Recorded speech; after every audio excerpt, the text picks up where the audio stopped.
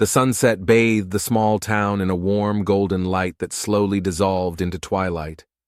Sarah sat on the windowsill of her room, gazing out into the evening sky. Her heart was beating faster than usual as she read over the message that had come from him, the venerable Imam Abdul. A thin veil of fear was intertwined with trembling admiration. She knew that such a connection was dangerous, that her infatuation was completely unacceptable, but something drew her to him like a moth to a flame. Abdul, who was a lifetime older, was for her the embodiment of wisdom, to which she was drawn with all her heart. He knew how to listen to her questions and never seemed to judge her curiosity. She searched for answers in his words, but at the same time she found other things, hidden promises, silent hints that she was afraid to call real. The phone vibrated in her hand, bringing her back to reality. A message from him. "Sarah, can we meet tomorrow night? I'd like to talk about something that's been bothering you." Sarah felt an uneasiness grip her. She knew this was more than just a meeting. He wanted to be near her, and she wanted to feel his presence. The city was enveloped in a nighttime silence that drew them both down a dangerous path full of secrets and forbidden desires. The next day, she carefully put on the simplest dress she could find. She did not want to attract too much attention, but she still wanted to look neat. Abdul was waiting for her in the library at the mosque, where the walls hid thousands of stories and the silence guarded the secrets of many generations. She entered and saw him sitting at a table, deep in reading. His presence filled her with mixed feelings, admiration, fear, and something else she couldn't explain. Abdul looked up and their eyes met. There was an indescribable tension between them that every cell in her body felt. They spoke little, not disturbing the peace of the library. Abdul answered her questions, sometimes allowing himself a mysterious smile. She was interested in deep philosophical topics, and he seemed to learn something new in every word she said. But what fascinated her most was not the content of his words, but the tone of his voice, itself calm and confident, which seemed to dissolve into the air, leaving something bitter and sweet at the same time. Their meeting was brief, but it was enough for her to feel his presence when she returned home, like an echo of a forgotten dream. Something dangerous and forbidden was brewing in her heart, something she couldn't describe, but she knew she couldn't give it up. The town where Sarah lived was small, cozy, and a little sleepy. Everyone knew each other, and events quickly became topics of conversation in the local coffee shop or store. Sarah grew up here, in an ordinary family where love and care reigned, but she always felt a little bit like an outsider. She was interested in books, philosophy, and religion, not just discussing the everyday activities that consumed the lives of her peers. One day, while passing by a mosque, she saw an announcement about an open library, a place where she could come to find peace and answers. She was curious and decided to visit the place. It was in that quiet library, among hundreds of books and decaying pages, that she first met Abdul. Abdul was a man with his own principles and a high reputation. He had a family, a wife and 2 children who revered him for his wisdom and religiosity. At 55 years old, he was a respected person in the community, a man who people came to for advice, who helped them solve difficult situations more than once. His life seemed to be perfect. But the moment he first saw Sarah, something in his heart tugged. At first he thought it was just a reflection of her youth, but later he realized that there was something more to these meetings. Every time she came to the library, he found a way to reach out to her, discuss topics that interested her, and support her interest in philosophy and spirituality. Their conversations often touched on complex issues, life and death, good and evil, and the inner world of man. Sarah admired his wisdom, and he admired her irrepressible curiosity. Over time, they began to meet not only in the library, but also in quiet corners of the mosque, where no one came in at late hours. Their meetings were filled with secret glances and quiet but intense conversations that revealed something special to each of them. Abdul began to feel a split between his respectable position and the forbidden connection that was emerging in his heart. Every time he saw Sarah, he felt himself weakening in front of her, and it scared him.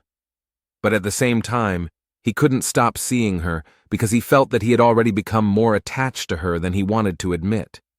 Sarah, in turn, noticed that his eyes were becoming more interested and his conversations more open. She could see his inner struggle, but she couldn't stop herself. She was attracted to his maturity, his intelligence, and the elusive sense of the forbidden that enveloped every time they met. One day, in the semi-darkness of the mosque, they were sitting next to each other when Abdul touched her hand. It was a barely perceptible touch, but for Sarah it had a much greater meaning. She held her breath, not knowing what to say or do. Her heart was pounding, and her thoughts were mixed into one big whirlpool of feelings. They sat in silence, feeling each other's warmth, until the night enveloped the town and made their secrets part of its own silence. Sarah could no longer imagine her days without these meetings. What had once started as a mere curiosity turned into a need. Her thoughts often returned to Abdul, and even in the smallest things she saw hints of him in the light of the sunset, in the pages of the books they read together. He became a part of her world, a part she could not share with anyone. One day in early fall, when the leaves were falling like a golden carpet under her feet, Abdul texted her, "Come to the library tonight. I want to show you something special." These words made her tremble. In the evening, wearing a simple dark jacket to avoid attracting attention, Sarah went to the mosque. The library was empty, and the city was plunged into nighttime silence, broken only by the rustling of leaves under her footsteps. When she entered the library, Abdul was already waiting for her, standing near the shelves where old, rare editions of books were kept. His face was thoughtful and a little worried, but when he saw Sarah, his gaze softened. "I found a book for you that I think will help you understand the answers to your questions," he said, handing her an old edition with a worn cover. The book was about love and inner struggle, a topic they had discussed in recent meetings. Sarah took the book carefully, her fingers lightly touching his hand, and he did not withdraw his hand for a moment. Her eyes met his, and for a moment there was a silence between them that spoke more than words. It was the moment when they both realized that their connection had become more than just an intellectual conversation. "You know it doesn't have to be this way," Abdul said quietly, almost whispering the words. His voice sounded sad and anxious, but Sarah could see that even in those words there was something else, a hidden desire that he could not overcome. "Yes," she replied, her voice trembling slightly, "but I can't avoid it." He lowered his head, as if trying to find the strength to stop it all, but instead, he took a step closer, breaking the invisible boundary they both still held. His hand gently slid down her cheek, and Sarah felt her heart sink. "Sarah," he said her name like a prayer, and she realized that nothing could stop them from taking this step. At that moment, their connection ceased to be merely intellectual. It became a reality, something that could no longer be ignored. He leaned toward her, and their lips came together in a kiss, quiet, almost sacred, that dissolved all doubts and fears. But when he took a step back, he looked at her again with a seriousness that contrasted with the tenderness of the moment. "We both know that this could lead to trouble," he said, as if to warn her. But there was no force in his voice to stop this connection. Sarah nodded, but a sense of inevitability grew inside her. She knew that this path was dangerous, but she couldn't stop. She was drawn to him with a force she couldn't explain. Leaving the library that night, Sarah felt their secret envelop her in a warm but heavy blanket. Their connection had become something real that would change their lives forever. She didn't know what price she would have to pay for this choice, but she felt that something had already changed. With each passing day, Sarah felt her feelings for Abdul grow stronger, beyond her reason. Her life was divided into two parts: the world where she was an ordinary girl, and the secret world that belonged only to the two of them. Their meetings in the mosque library became more frequent, their conversations deeper, and their looks more meaningful.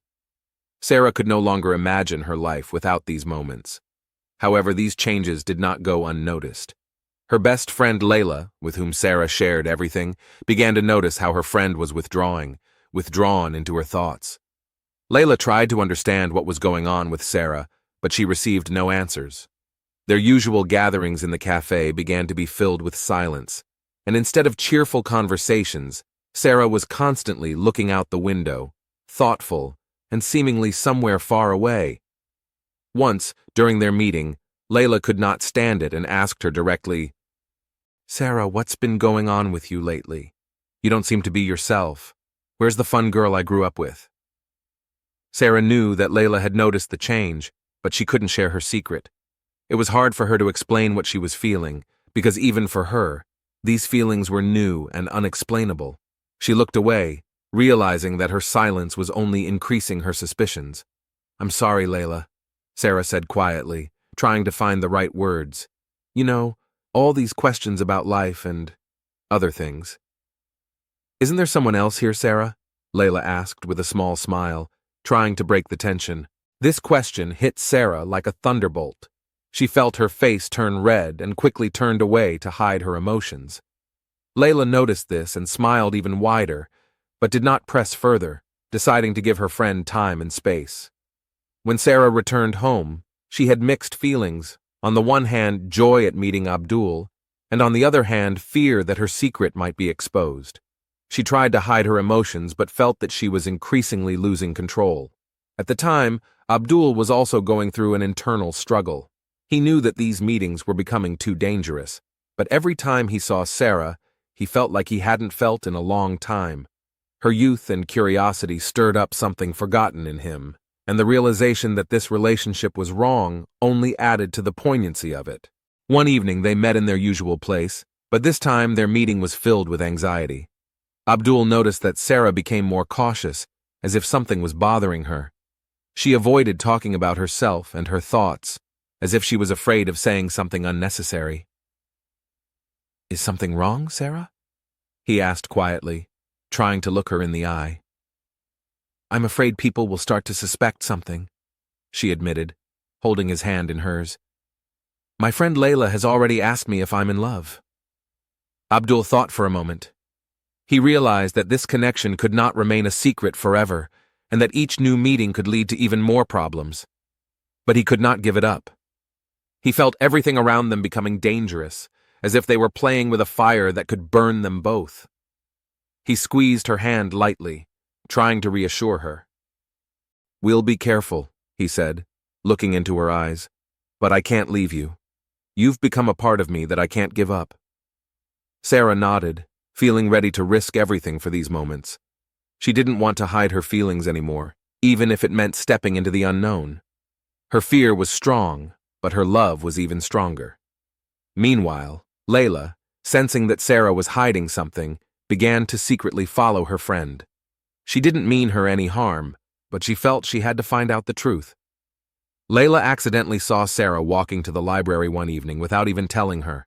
Something inside her told her that this secret could turn into something terrible. Thus, the story was beginning to take a dangerous turn. Sarah and Abdul didn't know yet that every meeting they had left a trace that could lead to disaster. But their feelings were stronger than their fear, and ignoring the danger, they continued to meet, not even realizing that their secret was no longer theirs alone. Sarah could no longer deny that her life had changed. Every meeting with Abdul was like a breath of air that brought her back to life. She tried to stay calm and not attract attention, but it was difficult. Her feelings and thoughts became uncontrollable whenever she met his eyes or felt the touch of his hand. Abdul had become her deepest secret and her biggest addiction. Layla continued to watch her friend warily because she felt that Sarah was hiding something.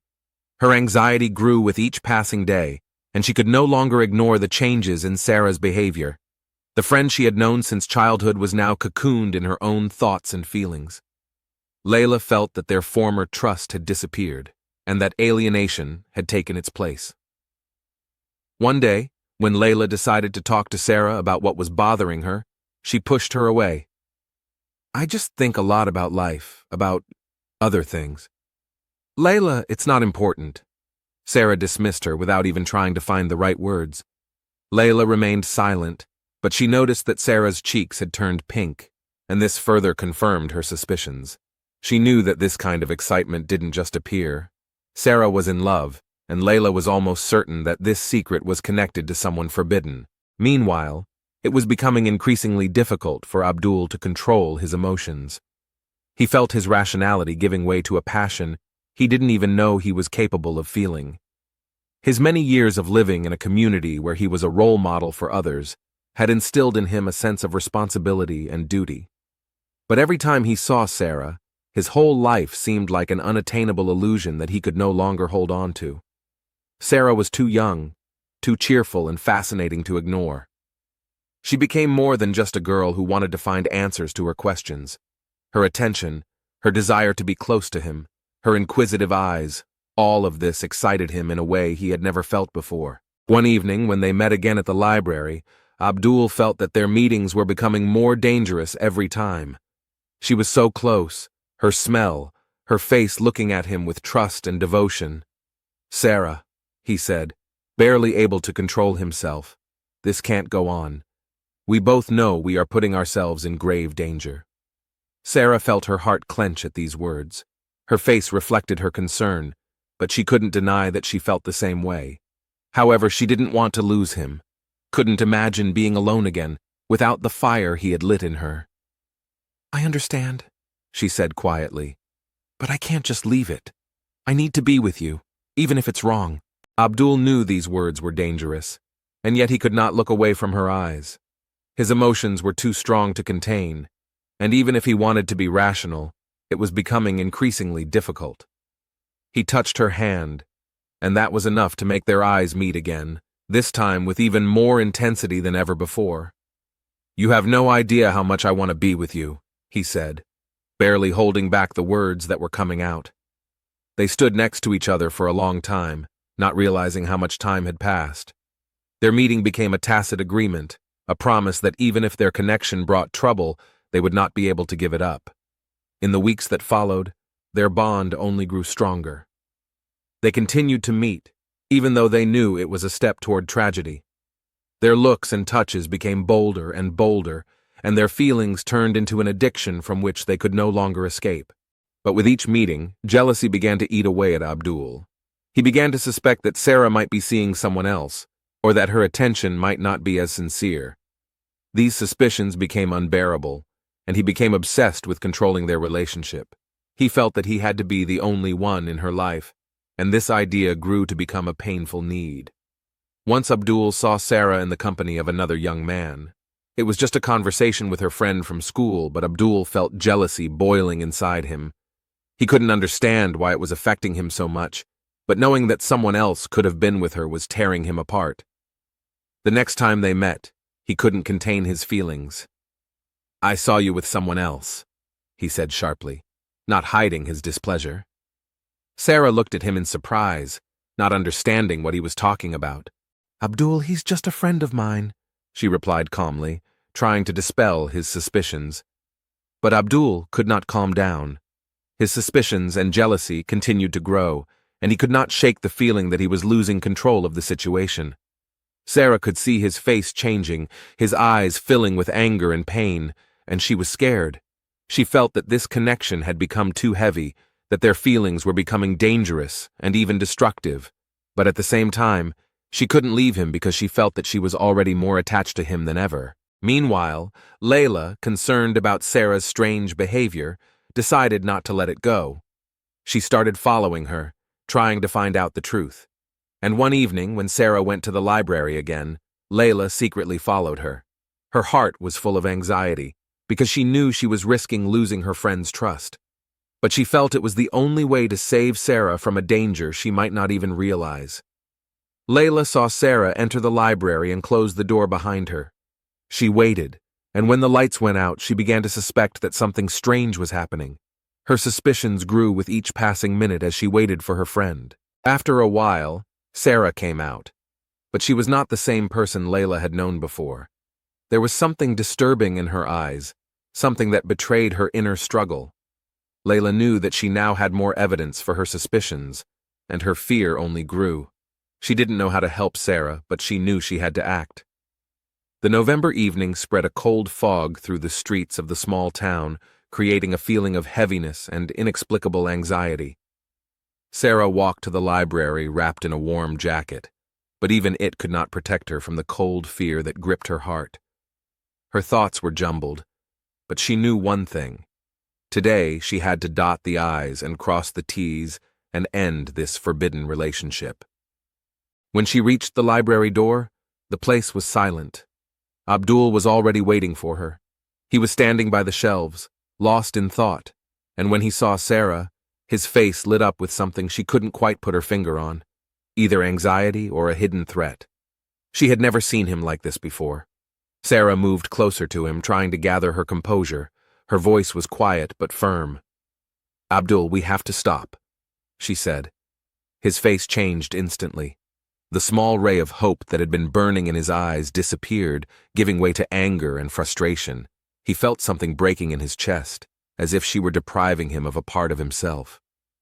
"You want to leave me?" His voice sounded unnaturally calm, almost mechanical. "After all we've been through together." Sarah felt his words touch the deepest strings of her heart, but she couldn't allow herself to hesitate any longer.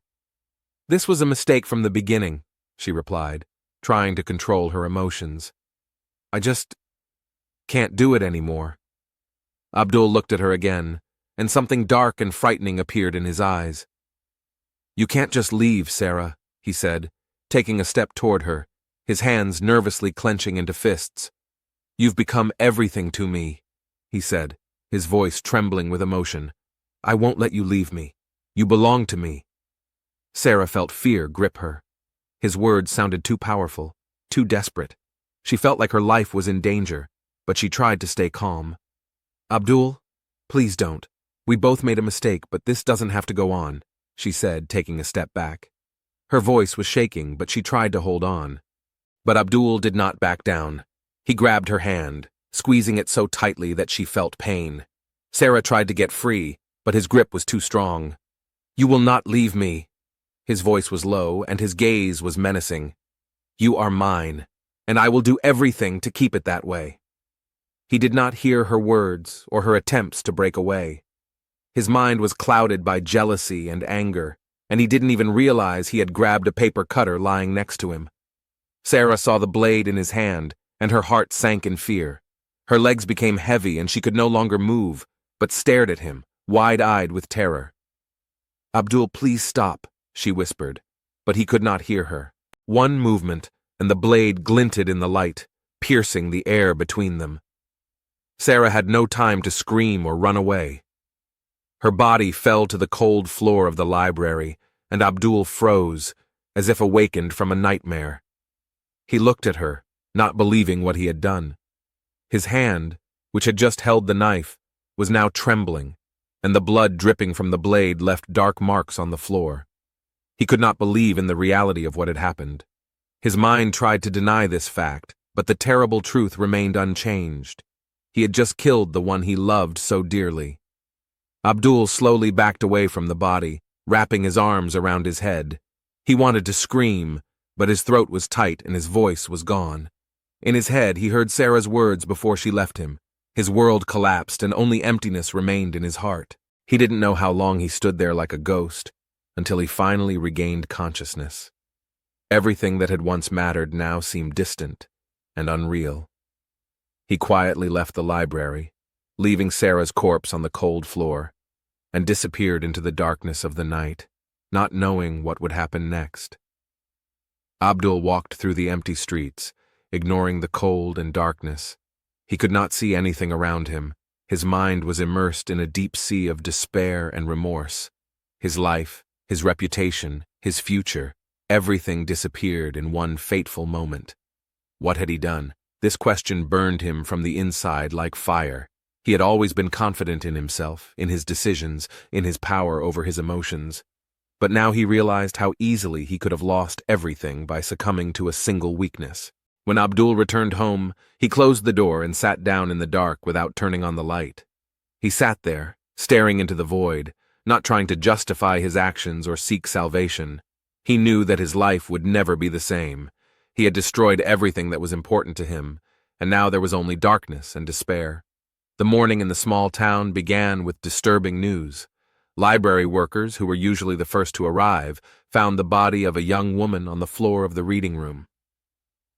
The police quickly arrived on the scene, and the silent building became the center of the investigation. Cordoning off the area, detectives examined every corner, trying to get a picture of what happened last night. Sarah was lying on the cold floor with a repulsive pallor on her face and a fatal knife mark on her chest. Bloodstains indicated that the attacker had been nearby and had not immediately disappeared. For the experienced detectives, this was a clear signal that they were dealing with an emotionally charged crime, not a random act of violence. Detective Johnson, who led the investigation, carefully examined the crime scene. He was an experienced investigator who had seen many violent cases, but there was something special about this one. The place where the body was found suggested an intimate nature of the event, as if it were not just a murder, but the final act of a personal tragedy. Johnson realized that he was looking at a crime of passion or betrayal, and his suspicions grew stronger with every detail he found. Near the body was a paper cutter, still covered in blood. This tool did not seem to be intended for violence, emphasizing that the attacker could have acted impulsively, in the heat of anger, using the first object he found. The investigation began to build a picture. This murder was not planned, but rather occurred due to an explosion of emotions. Now the detectives needed to find someone who felt such strong emotions for Sarah. Johnson and his team began interviewing people who knew Sarah. Among them was her best friend Layla, who, sitting in front of the detective, could not hide her shock. Her face was pale, and her hands were shaking as she spoke about Sarah. Sarah had changed a lot in the last few months, she said, hiding her eyes from Johnson's gaze. She was often brooding, withdrawn from everyone. I even thought she was seeing someone, but she wouldn't tell me anything. Do you have any idea who she might have been seeing? Johnson asked, watching her reaction carefully. Layla was silent for a while, remembering how often Sarah had disappeared without explanation. Her suspicions had always been vague, but now she began to realize that Sarah was hiding something. She felt guilty for not asking her friend more. I don't know, but I saw her leave the library late one night. It seemed strange because she didn't usually stay that long, Layla said, trying to remember the details. This information aroused the detective's interest. Why was the young woman staying in the library so late? Was she meeting someone who had access to the library? Johnson decided to investigate further. The next step was to examine the security cameras near the library. While reviewing the footage, the detectives noticed several nighttime visits by Sarah, as well as the appearance of another figure, a man, who entered the building around the same time. The footage did not provide a clear image, but detectives could make out his silhouette. He looked older than her, and his movements were cautious, like someone who didn't want to attract attention. Thanks to the recordings, the detectives quickly identified the visitor. It was Abdul, a respected local imam known for his wisdom and influence in the community. At first, the detectives found this fact strange, as Abdul had an impeccable reputation, and his nightly visits to the library raised questions. However, it was obvious that he and Sarah were spending time together in this quiet place where people rarely came. Detective Johnson realized that he had a special story unfolding before him. Abdul surrendered to the detectives when they came to his home for questioning. His face was pale, and his eyes were blank. He did not try to deny when Johnson expressed suspicion that he was involved in the murder. During the interrogation, Abdul sat silently staring at the wall, his hands folded on the table and his eyes lost in a distant emptiness. He did not resist, did not try to justify himself. His silence only confirmed the suspicions of the detective, who saw a man who already knew his fate. "Tell me, how long have you known Sarah?" Johnson asked, wanting to understand the nature of their relationship. Abdul was silent for a moment, then slowly raised his eyes and looked at the detective.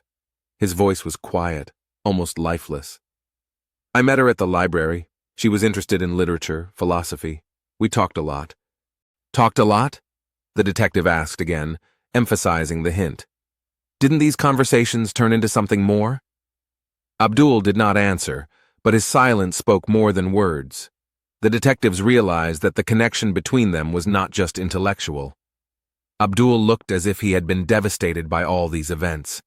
His hands clenched as he recalled every moment he had spent with Sarah, every look she had given him, every touch she had made. "She wanted to leave," Abdul said quietly, as if talking to himself. "She said it was a mistake, that we couldn't go on. I couldn't take it." Johnson listened carefully to every word. Abdul confessed his emotional dependence on Sarah, that his obsession was the cause of their deaths. Johnson knew they were on the right track, but he needed to know the details. "And what happened next?" he asked. Abdul fell silent again, as if he could not find the words to describe what had happened. "I don't know. It happened so fast," he finally said. "I lost control. And when I realized what I had done, it was too late." These words sounded like his last confession. He no longer saw any point in denying his guilt because he knew he had committed an irreparable crime.